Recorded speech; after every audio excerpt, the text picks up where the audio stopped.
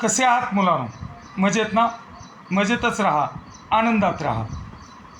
इयत्ता दुसरीचा BDSच्या पुस्तकातील आपण आपल्या सभोवताली असणाऱ्या वस्तू हा पाठ व्हिडिओद्वारे समजावून घेतलेला आहे आणि त्यावरच आधारित स्वाध्याय आज आपण पाहणार आहोत. स्क्रीनवर तुमच्या प्रश्न क्रमांक 1 आणि प्रश्न क्रमांक 2 दिसत आहेत. प्रथमतः प्रश्न आपण वाचूया, समजून घेऊया, त्याला दिलेले ऑप्शन आपण समजून घेऊया आणि नंतर उत्तर आपण शोधूया. तर बघा, पहिला प्रश्न आहे,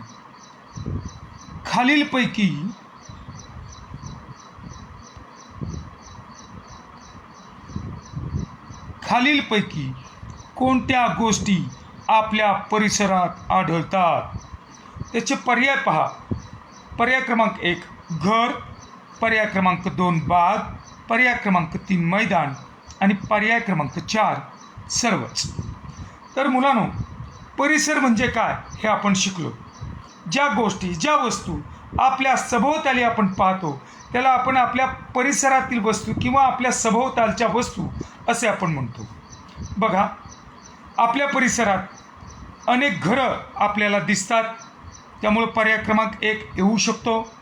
त्याचप्रमाणे आपल्या अवतीभोवती गार्डन असतं, बाग असते, त्या ठिकाणी आपण फिरायला जातो, त्यामुळं ऑप्शन नंबर 2 पण येऊ शकतो. पर्याय क्रमांक 3 मैदान दिलेलं आहे, ज्याच्यावर आपण खेळायला जातो, त्यामुळं आपल्या परिसरात मैदानाचा देखील समावेश होतो, त्यामुळे पर्याय क्रमांक 3 सुद्धा येऊ शकतो. आता बघा, पर्याय क्रमांक 1 येतोय, 2 येतोय, 3 येतोय. याला बघा, ऑप्शन क्रमांक 4 मध्ये दिलेलं आहे सर्वच, म्हणजे हे तिन्ही पर्याय बरोबर आहेत. घर पण बरोबर आहे, बाग पण बरोबर आहे आणि मैदान पण बरोबर आहे.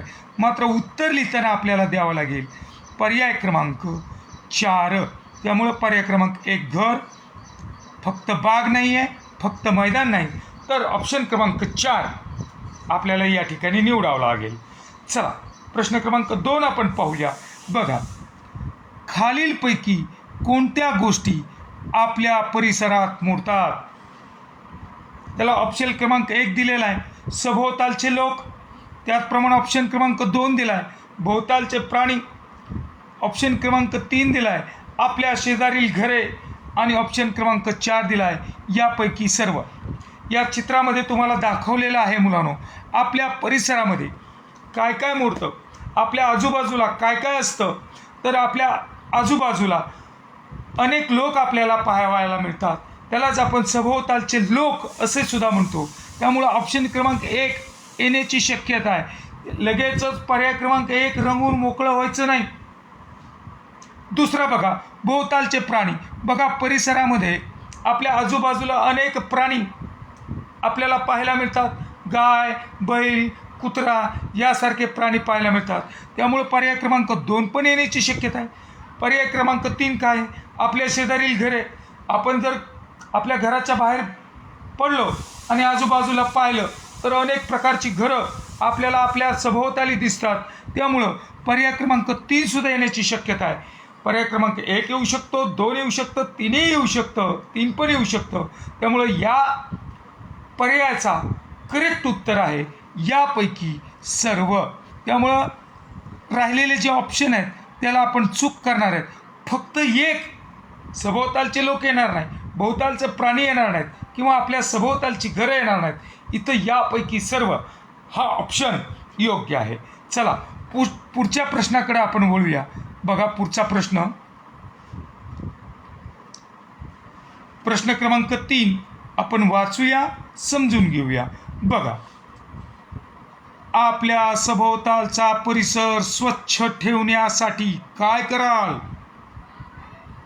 ऑप्शन क्रमांक 1 बघा, कचरा गोळा करून तो कचरा कुंडीत टाकाल. ऑप्शन क्रमांक 2, कचरा गोळा करून तो शेजारच्या घरी टाकाल. ऑप्शन क्रमांक 3, कचरा गोळा करून तो रस्त्यावर टाकाल. आणि ऑप्शन क्रमांक 4 आहे, यापैकी नाही. तर या ठिकाणी चित्रामध्ये तुम्हाला दिसत असेल मुलांनो, हा मुलगा रस्त्यावर पडलेला जो कचरा आहे तो कचरा कुंडीत डस्टबिनमध्ये उचलून टाकत आहे. जेणेकरून आपला परिसर स्वच्छ राहण्यास मदत होईल. या ठिकाणी ऑप्शन क्रमांक 1 बरोबर पर्याय आहे. कचरा गोळा करून तो आपण कचरा कुंडीत टाकाल. ऑप्शन क्रमांक 2 जर तुम्ही वाचाल तर काय दिसतंय तिथं, तर कचरा गोळा करून तो घराच्या शेजारी टाकाल.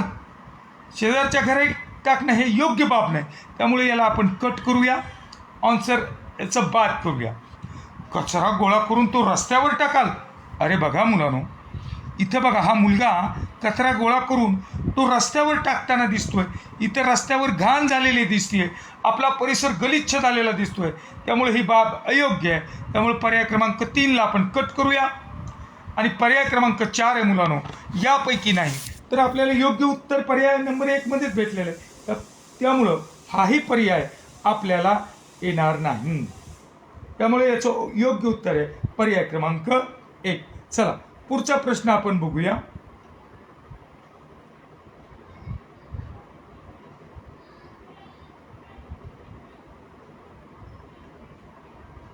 बघ, प्रश्न क्रमांक 4 आपल्या समोर आलेला आहे.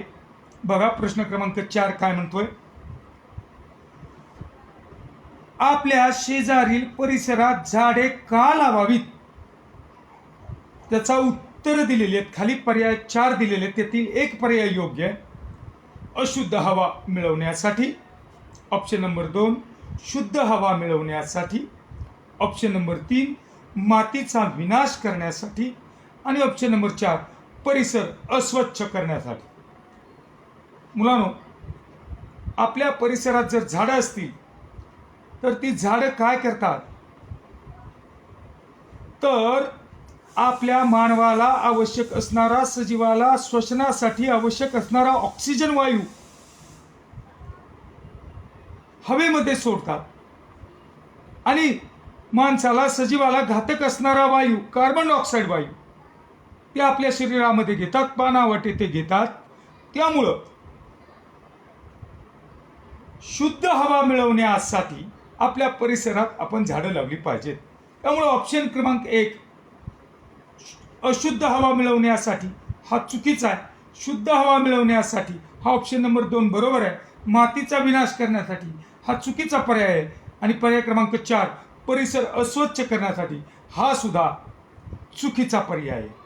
या ठिकाणी बघा, कारखान्यामुळं जे प्रदूषण झालेलं आहे, हवा अशुद्ध झालेली आहे. आणि या ठिकाणी बघा, ज्या परिसरात झाडं मोठ्या प्रमाणात आहेत त्या ठिकाणची जी हवा आहे ती शुद्ध हवा असते, जी आपल्या शरीराला निरोगी ठेवण्याचं काम करते. प्रश्न क्रमांक 5 आपण पाहूया. खालीलपैकी कोणती गोष्ट सजीव नाही ते सांगा. ऑप्शन क्रमांक 1 प्राणी. ऑप्शन क्रमांक 2 वनस्पती. ऑप्शन क्रमांक 3 पक्षी. आणि ऑप्शन क्रमांक 4 हवा. आता आपण सजीव आणि निर्जीव यातील फरक मुलांनो पाहिलेला आहे. सजीव काय करतात बघा, पक्षी असेल, मांजर असेल, हे सगळे सजीव काय करतात, एका ठिकाणाहून दुसऱ्या ठिकाणी जातात, म्हणजे स्थलांतर करतात. निर्जीव स्थलांतर करू शकत नाही. म्हणजे सजीव काय करतात, श्वसन करतात, निर्जीव श्वसन करू शकत नाहीत. सजीवांना स्पर्श ज्ञान असते, निर्जीवांना स्पर्श ज्ञान नसते. हे सगळे फरक आपण समजावून घेतलेले. त्यामुळं प्राणी याचा समावेश सजीवामध्ये होतो, हे ऑप्शन येणार नाही. वनस्पती सजीव आहे की निर्जीव आहे, तर वनस्पती ही देखील सजीव आहे, त्यामुळं बघा वनस्पती सुद्धा ऑप्शन येणार नाही. पक्षी हे सुद्धा सजीवच आहेत, त्यामुळं 3 नंबरचा पर्याय सुद्धा येणार नाही. आणि या ठिकाणी वाहणारी हवा, आपल्याला म्हटलंय की सजीव नाही ते सांगा. वाहणारी हवा याचा समावेश आपल्याला या ठिकाणी सजीव नाही याच्यामध्ये करावा लागेल. ऑप्शन क्रमांक 4 हा योग्य पर्याय आहे. चला आपण पुढच्या प्रश्नाकडे बोलूया. बघा मुलांनो, 6 आणि 7 क्रमांकाचे प्रश्न या ठिकाणी आलेले आहेत. प्रश्न क्रमांक 6 दिलेल्या पर्यायापैकी कोणती गोष्ट निर्जीव आहे ते सांगा. आत्ताच आपण सजीव आणि निर्जीवातील फरक पाहिला.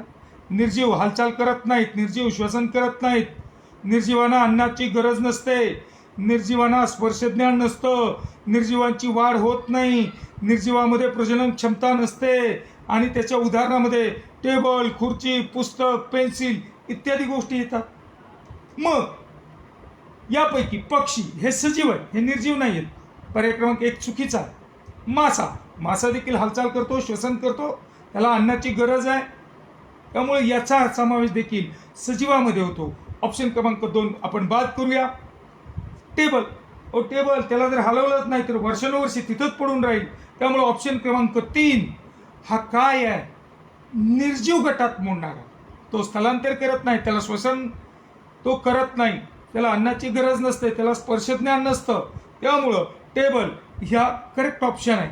आणि मधमाशी एका ठिकाणाहून जाताना उडताना तुम्ही पाहत असाल, त्याला सुद्धा अन्नाची गरज आहे, त्या प्रजनन करतात, त्यांना स्पर्शज्ञान असतं. या सगळ्या गोष्टी मधमाशीमध्ये असतात. त्यामुळे याची समावेश सजीवामध्ये होतो. या ठिकाणी बघा, टेबल आपण जर पाहिला तर वर्षानुवर्षे जरी तिथं ठेवलं तर तो तिथंच राहणार आहे. आणि इथं या डाव्या चित्रामध्ये सजीवाची उदाहरणं तुम्हाला दाखवलेली आहेत. मासा दाखवलेला आहे, पक्षी दाखवलेला आहे, मधमाशी त्या ठिकाणी आहे. ह्या सगळ्या गोष्टींचा समावेश सजीवामध्ये होतो. प्रश्न क्रमांक 7 आपण पाहूया. सजीव खालीलपैकी कोणते लक्षण दाखवतात? पहिला ऑप्शन आहे सजीव श्वासोच्छ्वास करतात, सजीव स्थलांतर करतात, सजीव प्रजनन करतात. आणि ऑप्शन क्रमांक 4 मध्ये मुलांनो वरील सर्व पर्याय बरोबर आहेत. आता बघा, सजीव श्वासोच्छ्वास करतात, ऑप्शन क्रमांक 1 बरोबर आहे का? हो, सजीव श्वासोच्छ्वास करतात. वातावरणातला हवेतला ऑक्सिजन वायू घेतात, कार्बन डायऑक्साईड सोडतात, नाकावाटे श्वसन करतात, त्यामुळे सजीव श्वासोच्छ्वास करतात. हा ऑप्शन बरोबर आहे. सजीव या ठिकाणी चित्रामध्ये बघा मुलांनो, पक्षी एका ठिकाणाहून दुसऱ्या ठिकाणी जाताना आपल्याला दिसतात, स्थलांतर करतात. हा देखील ऑप्शन बरोबर आहे. सजीव प्रजनन करतात. या ठिकाणी बघा, या तिसऱ्या चित्रामध्ये सजीव स्वतःसारखा दुसरा जीव निर्माण करतात, त्याला प्रजनन म्हणतो आपण. म्हणजे ऑप्शन क्रमांक 1, ऑप्शन क्रमांक 2, ऑप्शन क्रमांक 3 सगळेच पर्याय बरोबर आहेत. त्यामुळे आपल्याला इथं निवडताना ऑप्शन क्रमांक 4 निवडावं लागेल. वरील सर्व पर्याय बरोबर आहेत. चला पुढच्या प्रश्नाकडे आपण वळूया.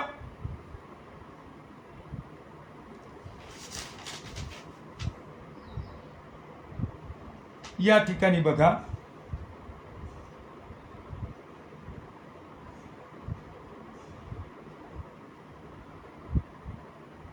इथं बघा,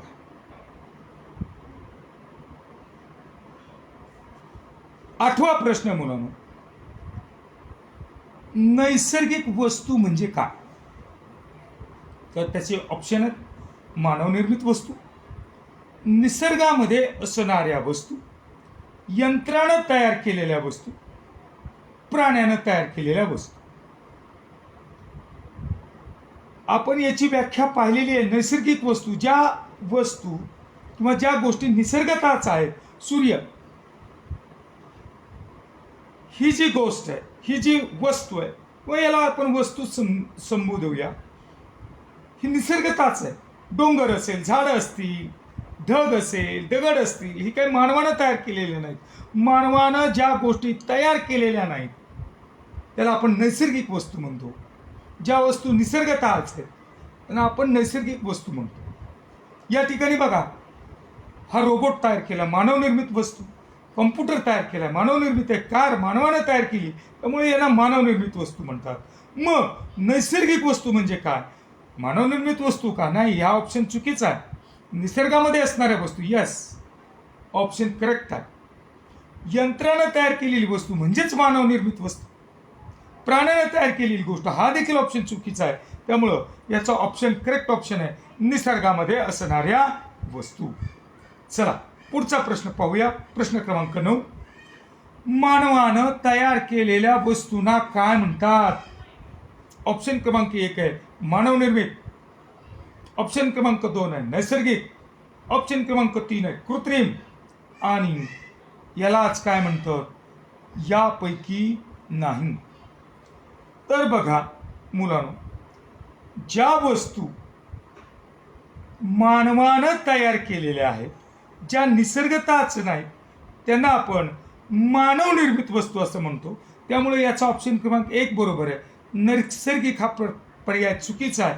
कृत्रिम हा देखील चुकीचा आहे. यापैकी नाही हा देखील पर्याय चुकीचा आहे. मानवानं तयार केलेल्या वस्तूंना आपण मानवनिर्मित वस्तू असं आपण म्हणतो. बघा, यातील निसर्गातील झाडांचा उपयोग करून लाकडापासून फर्निचर तयार केलेलं आहे. माती, निसर्गातील मातीचा उपयोग करून मानवानं काय तयार केलं, भांडीत मातीची तयार केली. म्हणजेच या सर्व टेबल, खुर्ची किंवा मातीची भांडी या सर्वांचा समावेश मानवनिर्मित वस्तूमध्ये होतो. चला आपण पुढचे प्रश्न आपण पाहूया. बघा, प्रश्न क्रमांक 10 आणि 11 तुमच्या स्क्रीनवर या ठिकाणी दिसत आहेत. प्रश्न क्रमांक आणि 10, 11 समजून घेऊया. बघा, खालीलपैकी कोणती गोष्ट आपण डोळ्यांनी पाहू शकत नाही? ऑप्शन क्रमांक 1 पाणी, ऑप्शन क्रमांक 2 कागद, ऑप्शन क्रमांक 3 झाडे, ऑप्शन क्रमांक 4 हवा. या ठिकाणी बघा, पाणी आपल्या डोळ्यांनी पाहू शकतो का नाही? हो, पाणी आपण आपल्या डोळ्यांनी पाहतो. कागद, इथं कागद आपल्या डोळ्यांनी पाहतो का नाही? हो, कागद देखील पाहू शकतो. त्यामुळे ऑप्शन क्रमांक 1 आणि 2 हे चुकीचे पर्याय आहेत. 3 झाडे आपल्या डोळ्यांनी पाहू शकतो का नाही? हो, झाडे आपण आपल्या डोळ्यांनी पाहू शकतो. पर्याय क्रमांक 3 चुकीचा. आणि हवा, हवा फक्त आपल्याला जाणवते. झाडाची पानं हलतात, कशाने हल्ली? तर ती हवेने हल्ली, मात्र ती आपल्या उघड्या डोळ्यांना दिसत नाही. त्यामुळे याचा पर्याय क्रमांक आहे 4. पुढच्या प्रश्नाकडे आपण वळूया. पुढचा प्रश्न काय आहे? खालीलपैकी कोणता वायू श्वासोच्छवासासाठी वापरतात? याचे ऑप्शन आहेत. ऑप्शन क्रमांक 1 oxygen, number 2 nitrogen, number 3 carbon dioxide आणि नंबर 4 यापैकी नाही. आपण मुलांनो पाहिलं की आपण श्वसन म्हणजे काय? नाकावाटे हवा आतमध्ये घेणे आणि नाकावाटे ती बाहेर सोडणे, या क्रियेला श्वासोच्छ्वास म्हणतात. मात्र हवा आतमध्ये घेतो म्हणजेच त्यातील ऑक्सिजन वायू जी आपल्या शरीराला ज्याची गरज आहे ती आपण श्वसनावाटे घेतो आणि कार्बन डायऑक्साईड वायू सोडत असतो. तर आपल्याला आवश्यक असणारा वायू कोणता? ऑक्सिजन, नायट्रोजन, कार्बन डायऑक्साईड का यापैकी नाही? तर ऑक्सिजन हा वायू आपल्यासाठी उपयोगी आहे. त्यामुळे ऑप्शन क्रमांक 1 बरोबर आहे. नायट्रोजन हा ऑप्शन येणार नाही. कार्बन डायऑक्साईड हा देखील ऑप्शन येणार नाही. आणि यापैकी नाही हा देखील आपल्याला पर्याय येणार नाही. चला तर मग आपण पुढच्या प्रश्नाकडे वळूया. प्रश्न क्रमांक 12 आणि 13 बघ.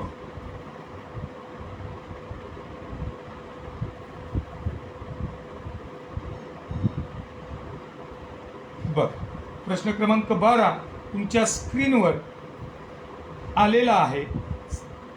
प्रश्न आपण वाचूया. वाहणारी कोणती वस्तू खाली दिलेली आहे? बघा, ऑप्शन क्रमांक 1 लाकूड, ऑप्शन क्रमांक 2 दगड, ऑप्शन क्रमांक 3 पाणी, ऑप्शन क्रमांक 4 झाडे. एक एक ऑप्शन पाहूया. लाकूड, बघा या ठिकाणी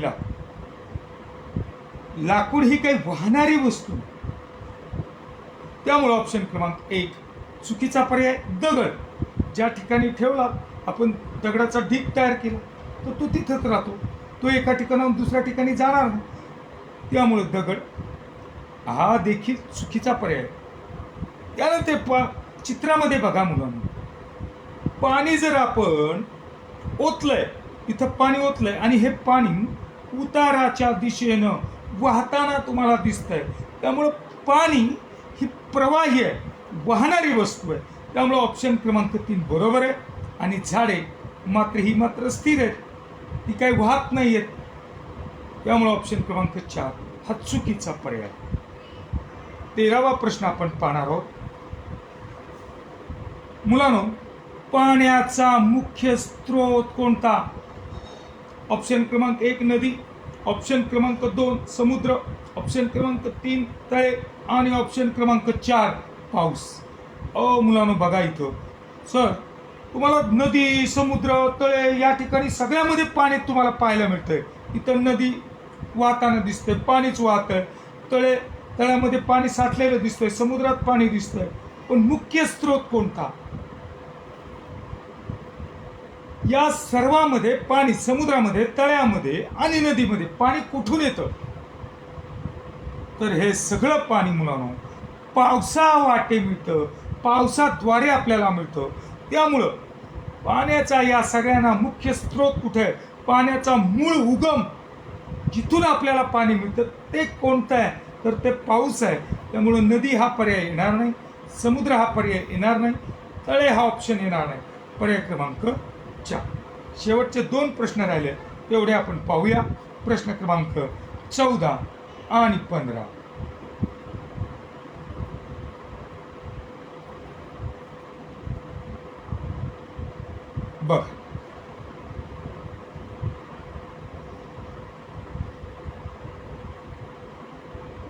बघा मुलांनो, प्रश्न क्रमांक 14.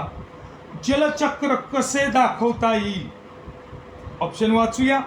नदी, ढग, पाऊस. ऑप्शन क्रमांक 2 ढग, नदी, पाऊस. ऑप्शन क्रमांक 3 पाऊस, ढग, नदी. ऑप्शन क्रमांक 4 नदी, पाऊस, ढग. आपण जलचक्र म्हणजे काय हे समजावून घेतलेले आहे मुलांना. जे जमिनीवरचं पाणी आहे, जे तलावात साठलेलं असतं, समुद्रामध्ये साठलेलं असतं, नदीद्वारे वाहत असतं, विहिरीमध्ये साठलेलं पाणी, म्हणजे साठलेल्या पाण्याची काय होते? सूर्याच्या उष्णतेमुळं याची वाफ होते.